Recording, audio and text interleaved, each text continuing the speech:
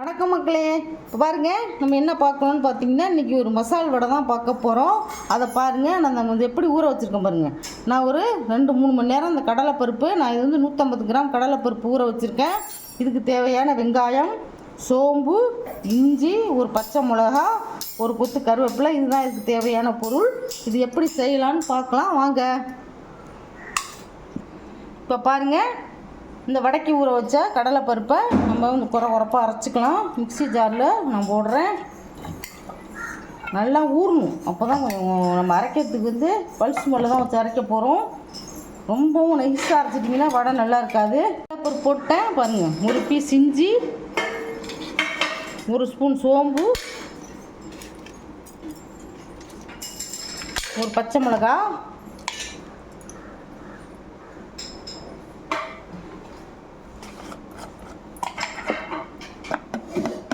ஒரு 1/4 டீஸ்பூன் மஞ்சப்பொடி,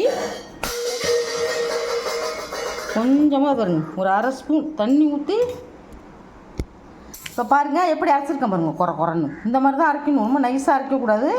1-2 கடலைப்பருப்பு முழுசாகவே அதில் கிடக்கணும். அந்த மாதிரி தான் நான் அரைச்சிருக்கேன். நான் அதில் பச்சை மிளகாய் போட்டு அரைச்சிருக்கேன். மிளகாத்தூள் வேணால் குழம்பு தூள் கொஞ்சம் போட்டுக்கலாம். ஏன்னா அது வெயிலுக்கு இது தேவையில்லை. இதுவே இல்லை சூப்பராக இருக்கும். நீங்கள் வேணும்னா காரத்துக்கு கொஞ்சம் மிளகாத்தூள் குழம்பு தூள் வேணும், எவ்வளோ வேணுமோ போட்டுக்கோங்க. இப்போது கருவேப்பிலையே பிச்சு போட்டுக்கலாம். இப்போ பாருங்கள், இந்த 150 கிராம் கடலைப்பருப்புக்கு ஒரு கை வெங்காயம், பாருங்கள் தேவையான உப்பு போட்டு பிசைஞ்சுக்கலாம். இந்த மாதிரி பச்சை மிளகாய் நீங்கள் போட்டு அரைச்சாலும் சூப்பராக அது ஒரு டேஸ்ட்டாக இருக்கும். கடைங்கள்லாம் ஸ்டால்லலாம் பார்த்திங்கன்னா வந்து சில்லி பவுடர் போடுவாங்க. இந்த வெயிலுக்கு தேவையில்லை, வேணுன்னா போட்டுக்குங்க, அது ஒரு டேஸ்ட்டாக இருக்கும். இப்போது வடை எப்படி செய்யலான்னு பார்க்கலாம் வாங்க. இங்கே பாருங்கள், இப்போ வடை வாமு ரெடி ஆகிடுச்சு. எல்லாம் வெங்காயம், சோம்பு, பூண்டு, கருவேப்பிலை, பச்சை மிளகாய் எல்லாம் போட்டுட்டோம். நான் சொல்கிற மாதிரி உங்களுக்கு காரப்பொடி வேணும்னா குழம்புத்தூள் போட்டுக்கோங்க. சில்லி பவுட்ரு வேணால் குழம்புத்தூள் உங்களுக்கு தேவையான அளவு போட்டுக்கோங்க.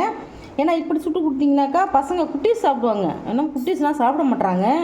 அதுங்களுக்காக செய்ய வேண்டியது இருக்குது. இங்கே பாருங்கள், இப்போ உருண்டையாக உருட்டி நான் இப்போ வானலில் நான் குட்டி வானல் தான் வச்சுருக்கேன். ஏன்னா நான் கொஞ்சமாக தான் வைப்பேன். நான் இந்த எந்த சுடுற எண்ணெயையும் நான் யூஸ் பண்ண மாட்டேன். அதனால் நான் எப்போவுமே கொஞ்சமாக செய்கிறேன். அந்த குட்டி வானலில் தான் எண்ணெய் வைப்பேன். இதில் வந்து இப்போ நான் கோல்டு வின்னர் ஊற்றி காய வச்சு வச்சுருக்கேன். எண்ணெய் காஞ்சிருச்சு. சிம்மில் வச்சுருக்கேன் பாருங்கள். நல்லா ஹை ஃப்ளேமில் வச்சு சூடு பண்ணிவிட்டு அப்புறம் சிம்மில் வச்சுக்கோங்க. இல்லைன்னா வடை போட்டோடனே கறியும் உள்ளே வேகாது.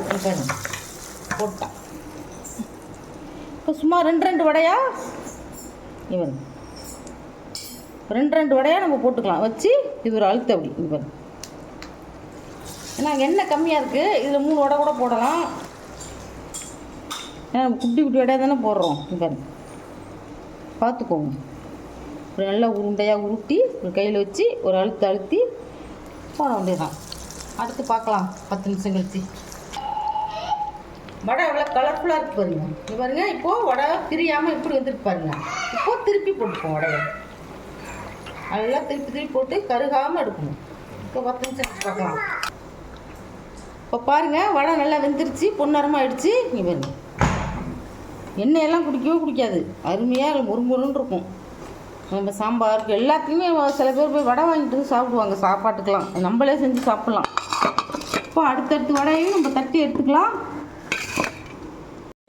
இங்கே பாருங்கள், மசால் வடை ரெடி ஆகிடுச்சு. சில பேர் இதை பருப்பு வடைன்னு சொல்லுவாங்க. நாங்கள்லாம் அதை மசால் வடைன்னு தான் சொல்லுவோம். இங்கே பாருங்கள் எவ்வளோ அருமையாக இருக்குது பாருங்கள். இப்படி வந்துருக்கு பாருங்க, சூப்பராக இருக்கும். இது சாம்பார், தயிர் சாதம், இந்த வெரைட்டி சாதத்துக்குலாம் கூட நல்லாயிருக்கும். இந்த மாதிரி நீங்களும் ட்ரை பண்ணி பாருங்கள். குட்டீஸுங்களுக்கு செஞ்சு அசத்துங்க. இந்த ரெசிபி உங்களுக்கு பிடிச்சிருந்ததுன்னா எங்கள் சேனலை ஷேர் பண்ணுங்கள், லைக் பண்ணுங்கள், சப்ஸ்கிரைப் பண்ணி பாருங்கள். அப்போ தான் நாங்கள் போடுற வீடியோ உங்களுக்கு உடனுக்குடனே வந்து சேரும். தேங்க்யூ, பாய்.